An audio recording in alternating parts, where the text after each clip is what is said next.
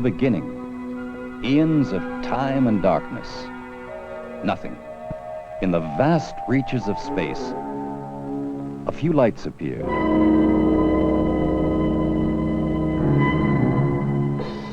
Great clouds of dust and gases moved silently in cold darkness. In that incredible void, materials formed, masses appeared. One was a sun. A nuclear furnace was born. As the sun grew in size, its gravitational pull increased. And it captured other planetary masses to orbit around itself. For 500 million years or more, the Earth, third planet from the sun, was a cold and lifeless body. Slowly, inside the whirling sphere, internal temperatures began to rise. Heavy metals condensed, melted, and sank into the global center, forming the red-hot molten core that exists today. Enormous interior heat carried materials upward, pushing them to the surface. Melted rocks, lava, cooled and formed a crust. Then eruptions and earthquakes cracked the crust, forcing it up and down.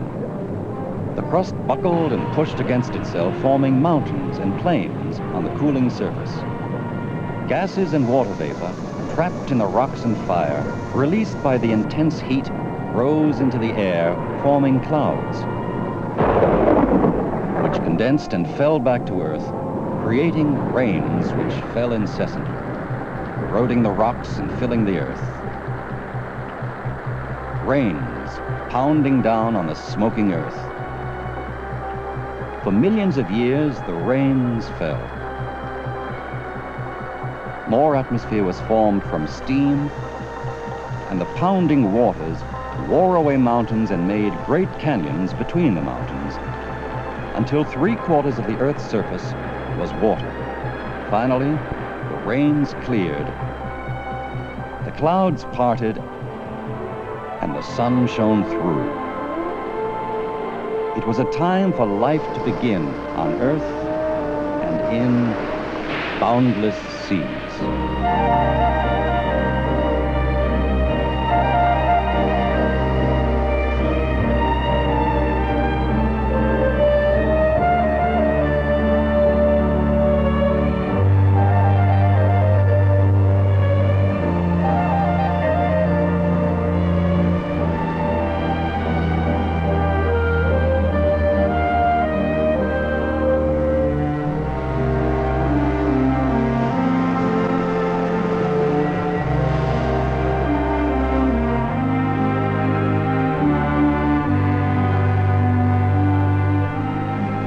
We don't know exactly how our solar system was formed. After all, that was about 5 billion years ago. But we do know how unique we are. For life as we know it, our planet is not too hot and not too cold. And we possess what no other planet in our solar system possesses: liquid water. Water filling the oceans and the seas, all interconnected in one boundless body of water, covering 75% of the Earth's surface. The oxygen we breathe, most of it, comes from the ocean that surrounds us. In 1969, we made our first successful visit to another planet when we put men on the moon. We knew there was no water there and no life. Our astronauts had to wear special spacesuits because of the temperatures and in order to breathe.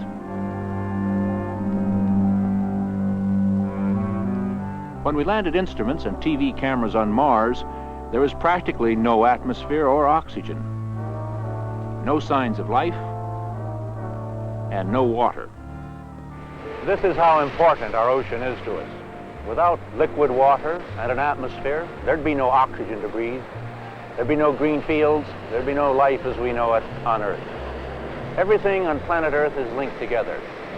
We know now that we must learn about our ocean, to care properly for its resources, and to make sure that we don't spoil it. To early man, this ocean was a thing of beauty, but also an insurmountable barrier, representing terrors unknown. When man finally overcame his fears, the ocean became a highway for travel, commerce, and adventure. But the depths of the ocean remained a mystery.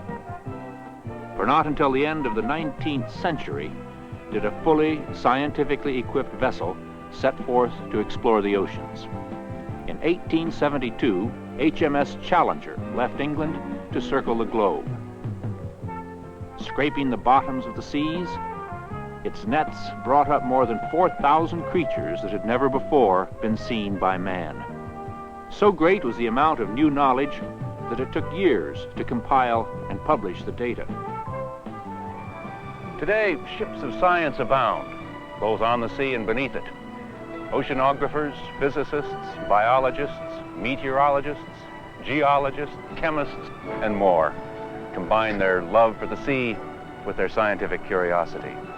This is the research submarine Alvin, which is jointly funded by the National Science Foundation, the National Oceanic and Atmospheric Administration, and the U.S. Navy. And I'm Dr. Robert Ballard of the Woods Hole Oceanographic Institution in Massachusetts. We are now preparing for a 2-mile dive to the Atlantic Ocean floor. Man your launch stations. Man your launch stations. These explorations have given us a new and interesting picture of the ocean floor as shown on this topographic map. Although we call it the floor, it is far from smooth. Actually, it's divided up into large basins by an immense underwater mountain range. We have explored the ocean floor along this mid-ocean ridge. This, though it is underwater, is the largest mountain range on Earth, higher than many mountains on land, longer than the Rockies, the Andes, and the Himalayas all put together. Unlike mountain ranges on land, these are split lengthwise, right down the middle. A giant crack or rift as much as 20 miles wide, 15,000 miles long, cutting into the Earth's upper layers. The Alvin and crew are now ready to dive. Lulu, Alvin, my hatch is shut, oxygen's on, blower's running, leaks and grounds are normal, surface ident lights and beacon are on. I'm ready to dive, permission to dive. This is Lulu. Roger. Depth of water 3500 meters. Permission granted to dive. Have a good one. Over. Roger, diving. This tiny craft and its crew are going down 12,000 feet into the mid-Atlantic ridge. That more, that brecciated one we saw on the last dive. Yeah, I think so too. That's the outcrop we'd like to work on, huh? Okay. You see it? Yeah, that's just right about there, right underneath that that white sea anemone. Yeah, I'm bringing the arm around. Okay, see the arm yet? Yeah, Okay. it's just coming into view. Okay. Let me have you in there. Okay. They're exploring this rift area for clues to the origins of the Earth. Got it? Here it is, the actual rift zone. Such rifts periodically release erupting lava. This is one of the most remarkable events ever observed. Fiery lava is pouring out of the side of the rift, a crack in the Earth's crust, far below the surface.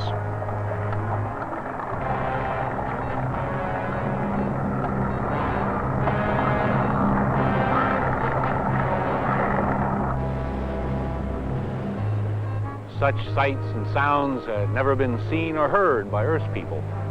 Although the volcano's roar is still heard on land in many parts of the Earth, As it is on Iceland.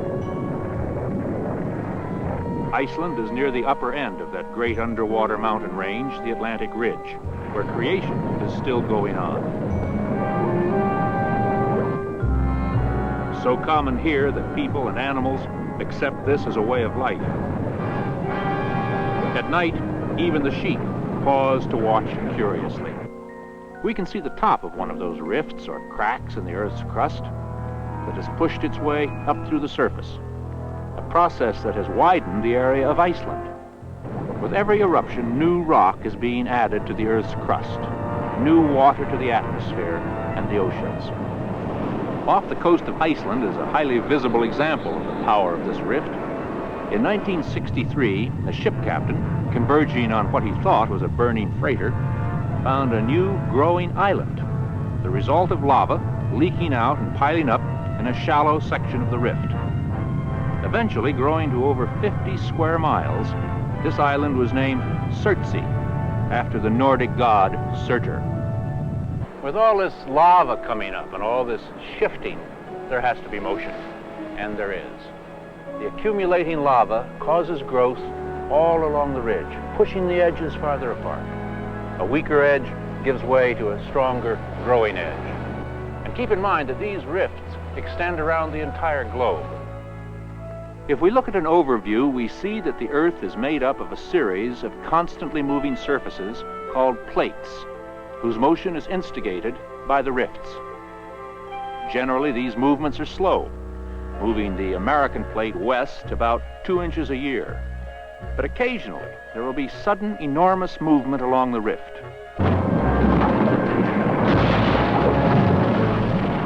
These movements cause great disasters, the names of which still stick in our mind.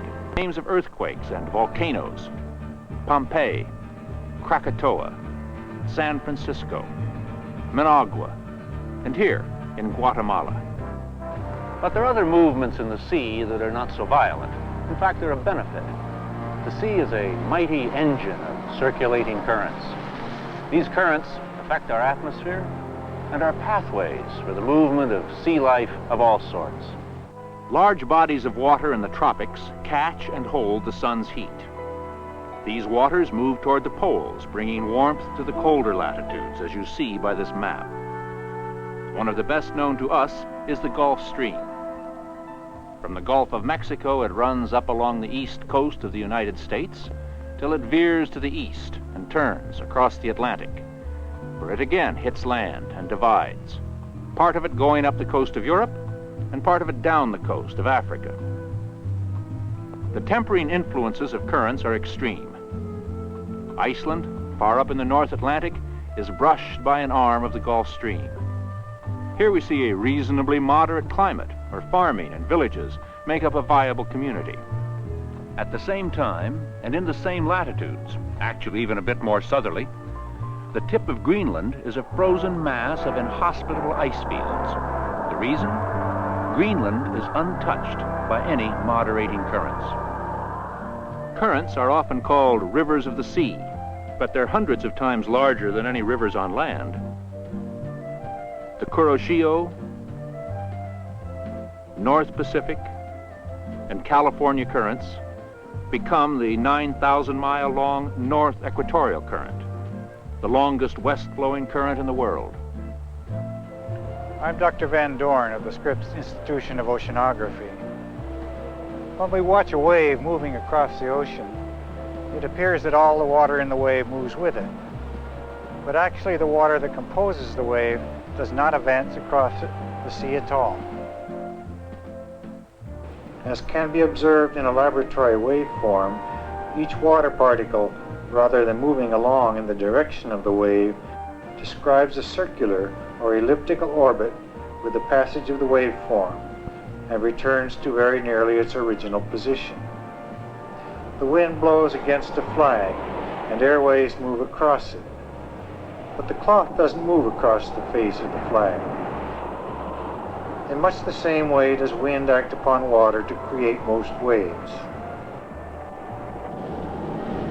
If the huge masses of water that comprise a wave actually moved, navigation would be impossible. A wave born of wind far out at sea grows to its full height on the energy of the wind. As the waves pass out of the storm area, their height diminishes, the distance between successive crests increases, and the sea becomes a swell. As the swell enters shallow water, it feels the drag of the ocean's bottom. Its speed slackens, and the wave height steepens. Then, with a spilling, tumbling rush of water falling into its trough, it dissolves in a seething confusion of foam.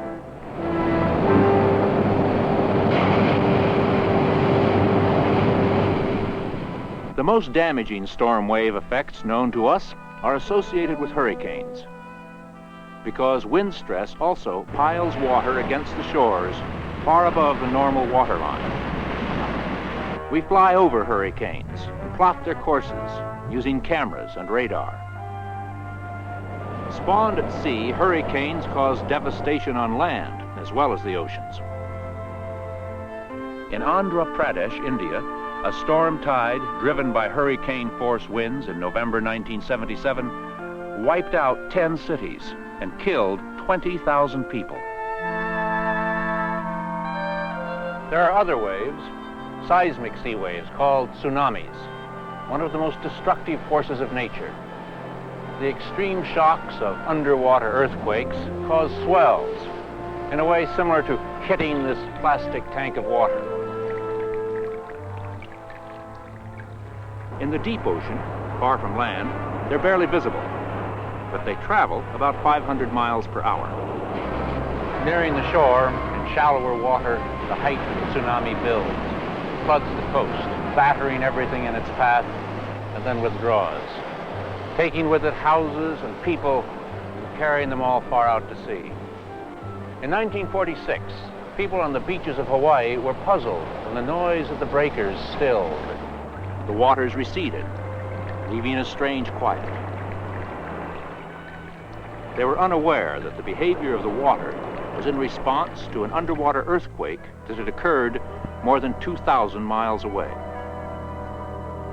Then the water came back, rising rapidly. The rise carried the ocean waters 25 feet above normal levels. The waves of the tsunami swept toward the shore with great turbulence. Francis P. Shepard of the Scripps Institution was there. We were wakened about 6:30 by a tremendous roaring noise. We could hear the water rushing around the front of our house. Suspecting it was a tsunami, I ran to the back of the house. My wife was with me. We heard waves come up and smash in the plate glass in the front of the house, and saw the refrigerator go shooting past us on the left-hand side, and looking to the right, saw that my neighbor's house had been completely demolished by the water. The tsunami did great damage. Houses were carried out to sea. People were swept away and drowned. It had taken the waves less than 5 hours to reach the Hawaiian chain, 2,200 miles from the quake, traveling at almost 500 miles per hour. Among the great forces that affect the sea are the tides. The amounts of water affected by tidal movements are enormous. Into Nova Scotia's Bay of Fundy alone, 100 billion tons of water are carried by the tidal motions twice each day. In the upper reaches of the bay, several miles from the ocean, even grasslands are covered for a short time twice a day by the high tides. And in San Felipe, Mexico, on the Sea of Cortez, a 30-foot tide periodically replaces fishermen's trucks with large fishing vessels working close to shore. Tides are the result of gravity's pull by both the sun and the moon on the Earth's ocean. Every drop of sea moves to the pull of gravity. Even though the sun is much larger, the moon has the greater pull because it's closer. Of course, at new moon, when the sun and the moon are in line, gravity's pull is greatest and brings the highest tides. The full moon and the tides combine to aid the life cycle of the Southern California grunion, a small silvery fish the length of a man's hand. Not only has the grunion come to know the daily rhythms of the tide, but it's adapted its spawning habits to the monthly tidal cycle, by which certain tides sweep higher on the beach than others. The grunion takes advantage of the highest tide of the season to come onto the beach to spawn, to lay its eggs, and to fertilize them. Then they leap into the crest of the following wave and return to the sea, leaving behind a mass of eggs buried in the sand. Since the grunion has chosen the exact time when the tide is highest, successive waves don't reach the eggs. They lie undisturbed until 2 weeks later. when the highest tides return.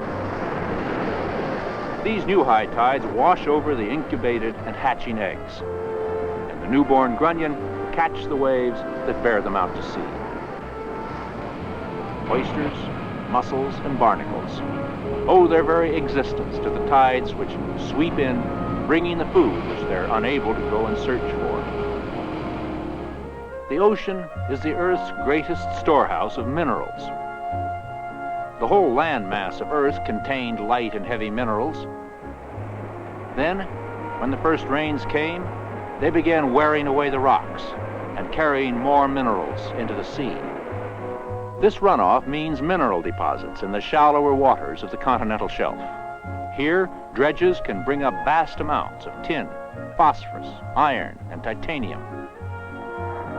Submarine volcanoes discharging through craters directly into the sea pour in boron, chlorine, sulfur, iodine, and all minerals, including silver and gold. When the ocean waters rise over the land, deposit their sediments, and at last withdraw, we are left with areas rich in salts and minerals, there for the harvesting. One of the greatest stockpiles of minerals in the world came from the evaporation of a great inland sea in the western United States. In the 1870s, teams of 20 mules each hauled borax from here across the desert to the railroads. Years later, the recovery of other substances began.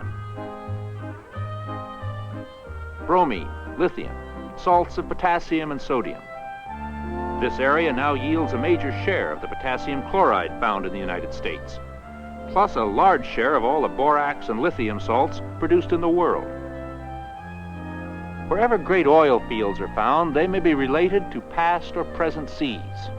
The great oil fields are reservoirs of oil trapped in the sedimentary rocks laid down under the seas that invaded this part of the land some 200 to 600 million years ago. In recent years, oil geologists have focused in a new direction, under the sea. Offshore wells are producing oil in California and Louisiana, all around the Gulf of Mexico, the Atlantic coast, and other offshore wells are bringing up oil from the Persian Gulf and in the North Sea between Norway and England. There's far more oil under the ocean than there is under land, but of course it's harder to get to it there and to get it out. An exploration crew from an American company discovered the field of rich oil reserves under the North Sea, between Norway and England. This is the North Sea, on a good day. It didn't get any smoother when the construction crew arrived.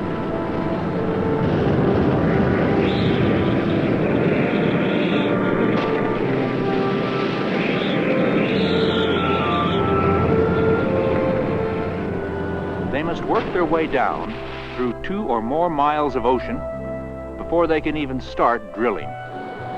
But modern technology wins. In time, the drill rig becomes the pumping station over Discovery Well number 1. The North Sea project has become a veritable city at sea, including a 7-story hotel with recreation facilities for 1,000 workers. All of Europe benefits, as it supplies much of the needed energy to England and to the continent. From Emden, pipelines feed the Ruhr, Holland, Belgium, and France, bringing continued life support from the sea to this part of the world. The worldwide petroleum reserves at sea are great, but what of the power from the sea itself? The ocean contains a number of sizable potentials for power production. Scientists and engineers are constantly at work to develop better methods to harness energy. Winds and waves, temperatures, currents, tides, the sea. It's never at rest. This is our heritage. We are beginning to live in harmony with the oceans of Earth. We are finding more ways to utilize the resources of the seas. Our work now is only a beginning to help us to care for the enormous wealth held in trust for the world by the boundless seas.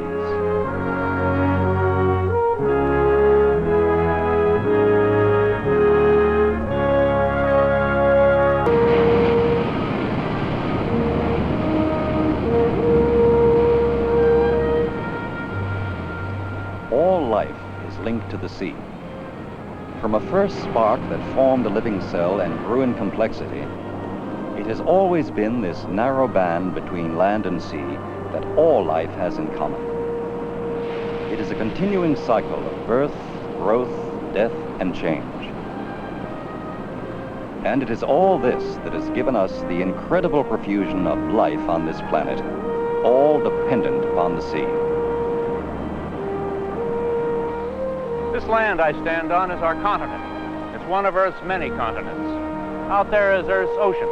It's all one ocean. Near to shore, a portion of the continent extends out under the water. We call that the continental shelf. Here's what the continental shelf looks like from Philadelphia to Boston. Some of the shelf's bottom is rocky, some sandy, and some a deep ooze. The shelf ranges from only a few feet to 600 feet deep or more. It extends in some places from 500 to 800 miles offshore.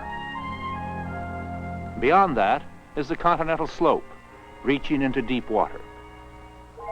The continental shelf holds 90% of the Earth's wealth in fish.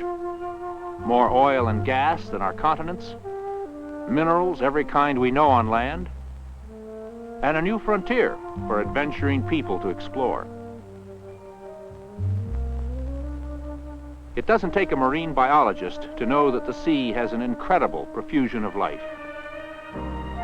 Changing seasons on the ocean are much the same as on land. With spring's arrival, the air and water warm, the light gets stronger, nutrient-rich deep water rises, and all green life bursts into luxuriant growth. This is the spring blooming of the seas, and at no other time of the year will the sea pasture be so rich, so green with the elements of life.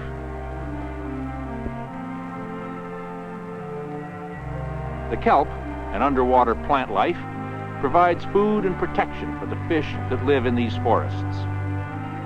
Their very coloring provides them with protection.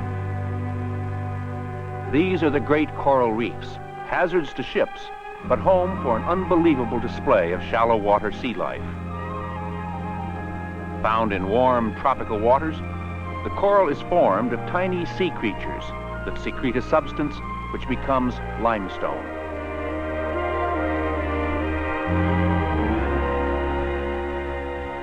An incredible variety of creatures fill the sea. Some float and never swim. Others move only when they have to. The medusas have a grace we won't see on land. Some live in the bottom sands. And some adhere to rocks, taking on the color of the rock for protection.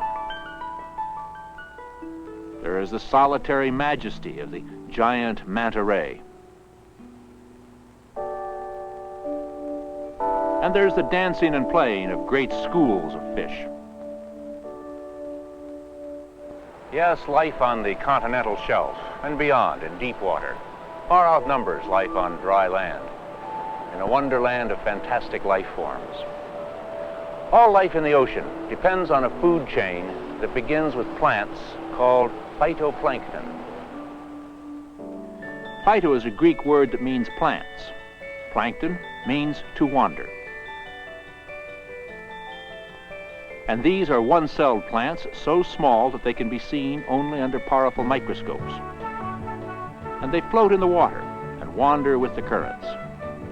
There are so many of these tiny plants that they probably equal the amount of all the vegetation on dry land.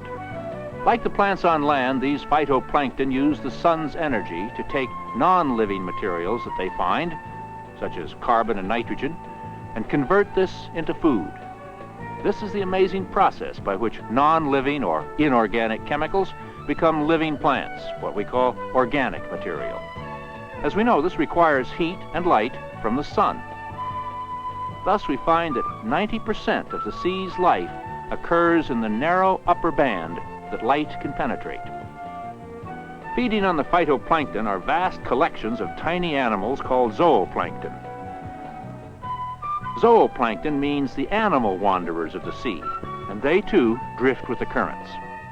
They're the next important step in the food chain because by feeding on the phytoplankton, they turn plants into animal protein.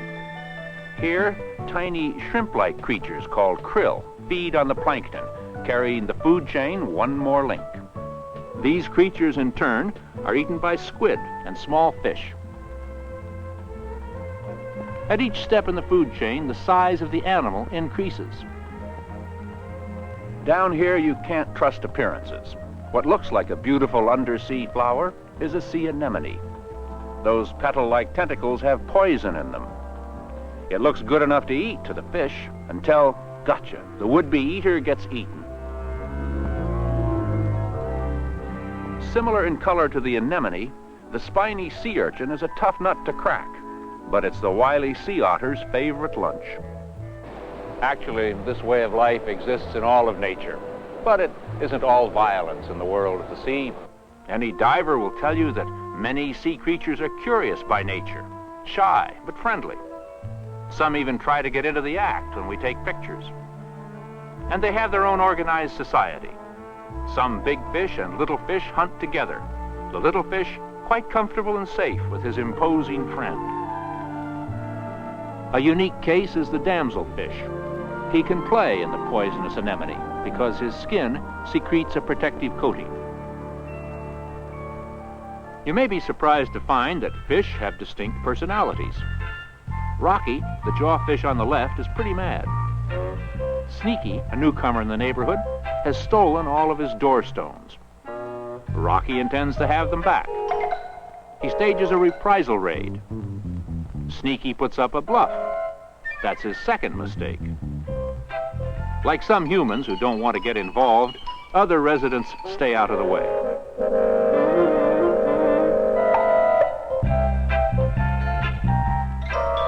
Little Rocky is only a jawfish, but he knows how to defend his home.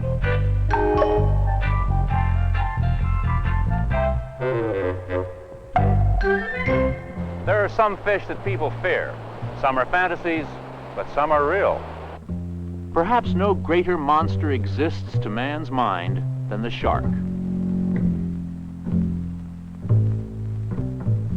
For as long as man has been on the ocean, the shark has stirred this fear. But shark attacks on man are actually quite rare. Like his cousins, the skates and the rays, he doesn't have a true skeleton of bone, but rather of cartilage.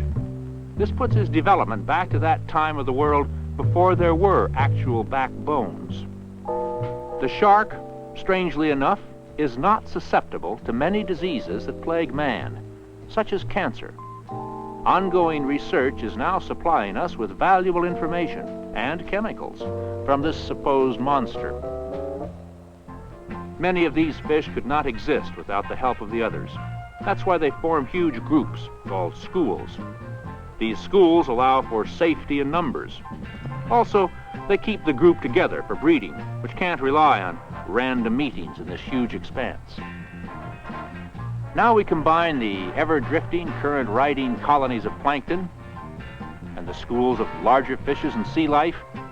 This, plus the movement back to the breeding grounds, all result in the mass circling movements throughout the sea called migrations. Perhaps one of the most precise migrations is that of the green sea turtle, who circles the entire South Atlantic from feeding grounds off Brazil and Africa. The turtle rides a south equatorial current to a tiny island in the mid-Atlantic called Ascension to lay its eggs on the beach. A precise piece of natural navigation which still amazes us. Oceanographers have found out the ocean is not a silent world. With underwater microphones, we've learned that fish talk to each other.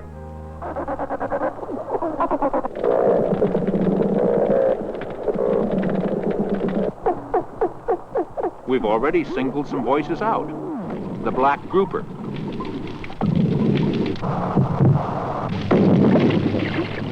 Sea catfish.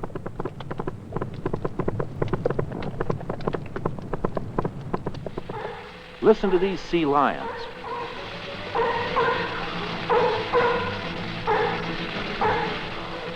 Sea lions and seals are part of a large group of sea-oriented mammals. These spend most of their time ashore, entering the water mainly to feed and for breeding. Our favorite conversationalists, though, are the dolphins. This one comes around to talk with the camera crew.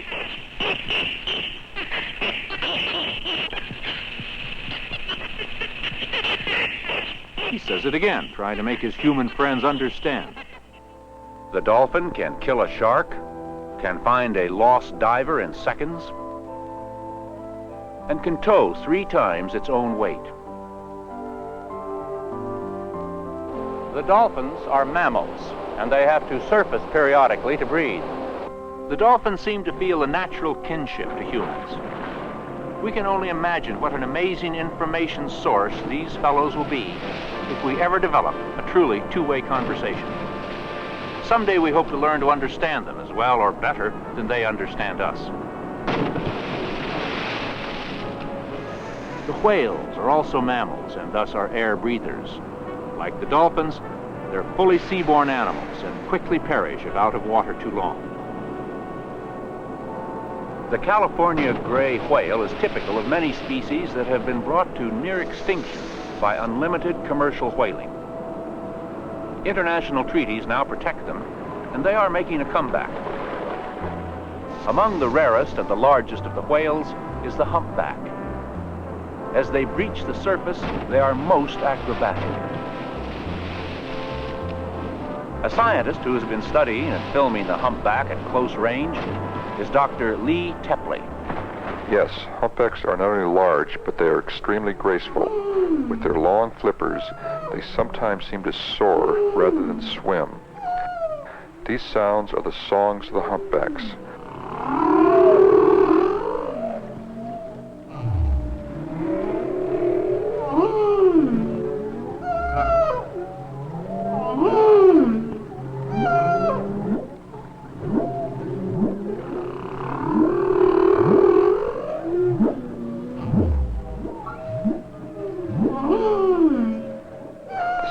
Are made up of a series of tones which form complex themes. One song may last up to 30 minutes and may be repeated again and again. The songs are thought to be the mating calls of the male humpbacks. There is the possibility that whales are among the most intelligent life forms on Earth, next to man. But we will never really know unless we continue our efforts to protect them from extinction. Yes, the ocean has many faces. Part of its fascination is the result of our curiosity, the urge to explore. Our daring is boundless. From as far back in time as we can search, we've had the desire to explore faraway places. Perhaps no place on Earth is this more true than the Earth's frozen North and South poles. This is the age of the oceans, and we study them all, even here. Even through the winters, the probes go. On the surface, and even under the ice. Slowly, cautiously, this submarine crew stayed glued to the controls, watching the bottom of the ice pack slip by. The ice overhead is 60 feet deep and extends 1,000 miles in all directions. But then, in March of 1959, the USS Skate broke through the ice. American scientists emerged to walk the all-white loneliness at the North Pole. It was a noteworthy achievement. Once more man had faced the unknown, allowing him to expand his knowledge of the sea. And in the Antarctic, the sea teems with a rich soup of plankton that brings penguins and other sea life.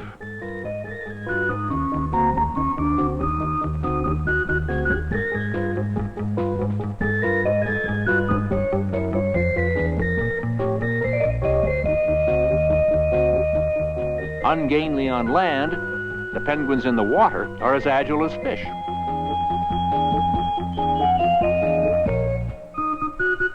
The penguins can travel below the water's surface for 10 to 30 yards. Then they shoot into the air in a wide arc, returning to the surface of the ice.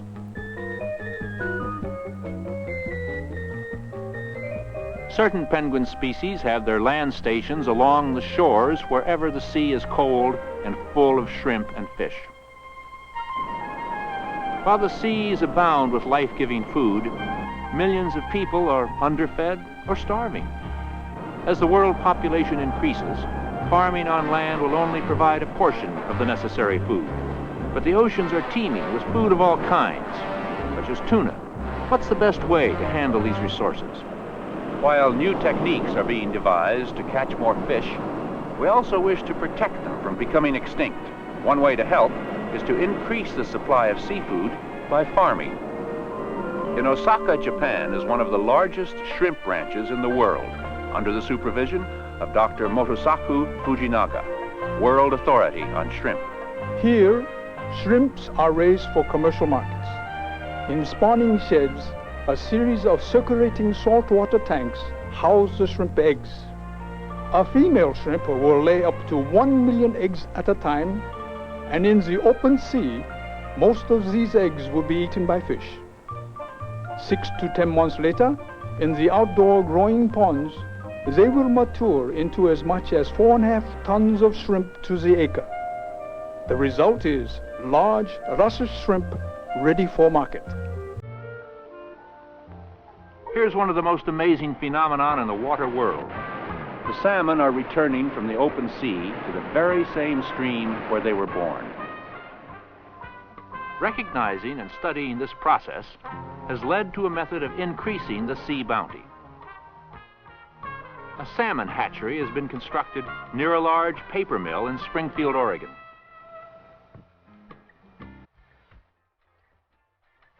Warm water from the paper mill heats the nearby hatchery. The warm water makes the salmon eggs hatch and grow faster than they would in nature. The fish are fed special foods and vaccinated against disease. Then the small salmon, called smolts, are transferred by truck to a coastal saltwater facility. Here, the fish learn the location of the facility, so they'll return to it as adults. Then they're released to the sea to grow to full size. For the next 3 to 5 years, they'll lead complete normal lives in the sea. Some become part of the ocean food chain. Others are caught by commercial and sport fishermen. But by instinct, some always make it back to the place where they were released. A number of the fish will be used as brood stock.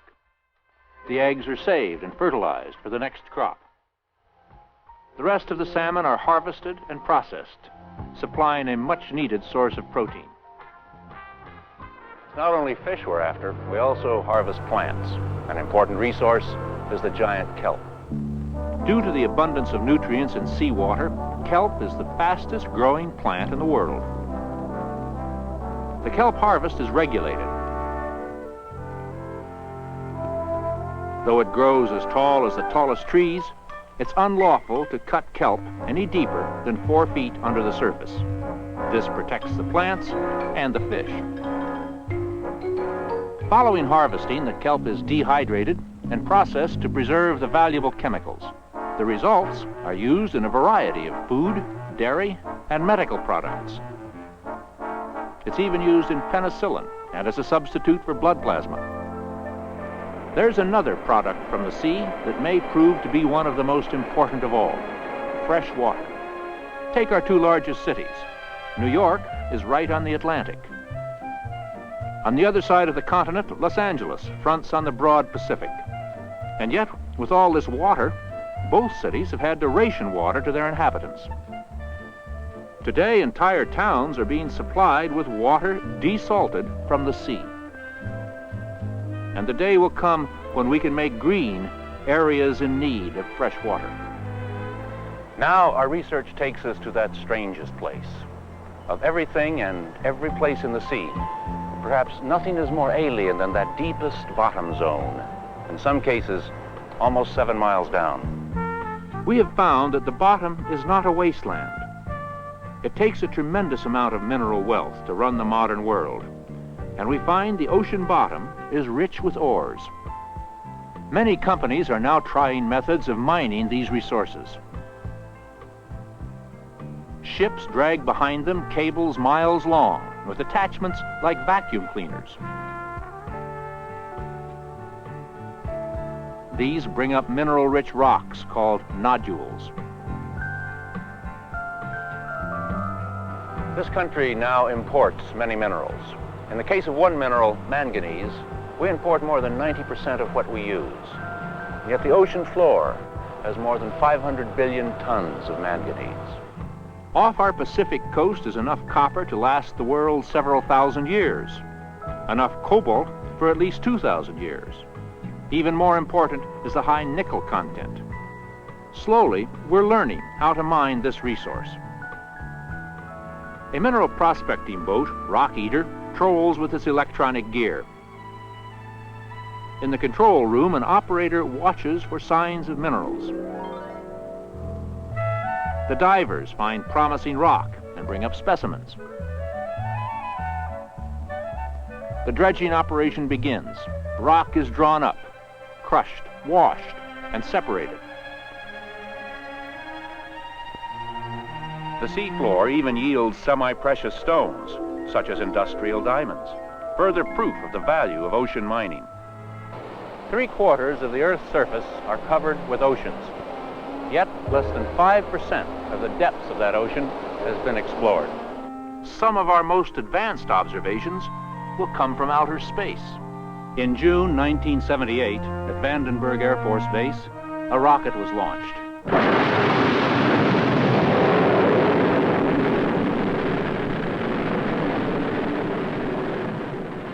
Placing in orbit a satellite named CSAT, the first of an extensive ocean surveillance program. These spacecraft, specially designed for oceanography, will view the ocean from an altitude of 500 miles or more, studying and photographing electronically the oceans of the world. CSAT circles the Earth 14 times a day, covering 95% of the world's ocean area every 36 hours.